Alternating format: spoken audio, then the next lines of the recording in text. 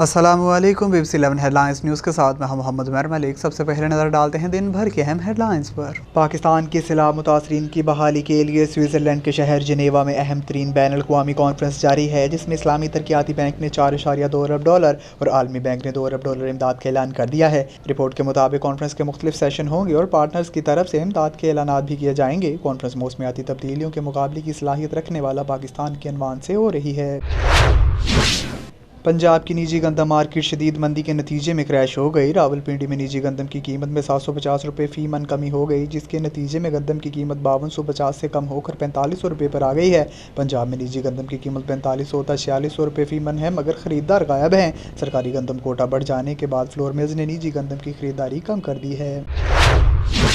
गुजरांवाला की इंसदाद दहशतगर्दी अदालत ने चेयरमैन PTI इमरान खान का पोलीग्राफिक टेस्ट करवाने की दरख्वास्त समाअत के लिए मंजूर कर ली। इमरान खान फायरिंग केस की अदालत में समाअत हुई। मुलजिम नवीद बशीर की तरफ से मियां दाऊद एडवोकेट ने दलाइल दिए। अदालत ने इमरान खान का पोलीग्राफिक टेस्ट कराने की दरख्वास्त पर नोटिस जारी कर दिया, जबकि FIR के तमाम जख्मियों की पोलीग्राफिक टेस्ट करने की दरख्वास्त पर भी नोटिस जारी कर दिए गए।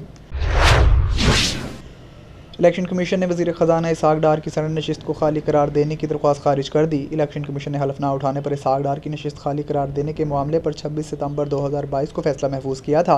इसहाक डार के सेनेट की नशिस्त खाली करार देने के केस की समाअत इलेक्शन कमीशन में हुई थी। इसहाक डार ने पाकिस्तान पहुँचकर बतौर मेंबर सेनेट और बतौर वज़ीर ख़ज़ाना हलफ लिया था।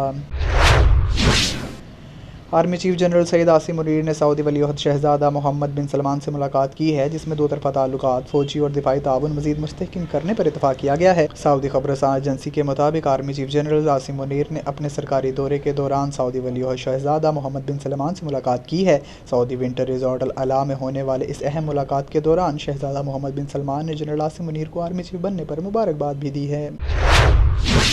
ब्लूमबर्ग ने अपनी एक रिपोर्ट में कहा है कि पाकिस्तान की मौजूदा ज़र मुबादला के ज़खायर अगले 6 माह तक इसे डिफ़ॉल्ट होने से बचाने के लिए काफ़ी हैं, इसलिए ख़तरा 6 माह तक टल गया है। आलमी मईशत और तजारत पर गहरी नज़र रखने वाले अमरीकी नशरियाती इदारे ब्लूमबर्ग ने अपनी एक तजियाती रिपोर्ट में कहा है कि पाकिस्तान के पास इस वक्त $5.6 अरब के ज़र मुबादला के ज़खायर हैं, जो अगले 5 माह की फंडिंग की ज़रूरियात को पूरा करने के लिए काफ़ी है। यानी कम अज़ कम अगले 6 माह तक पाकिस्तान के डिफ़ॉल्ट होने का ख़तरा नहीं है।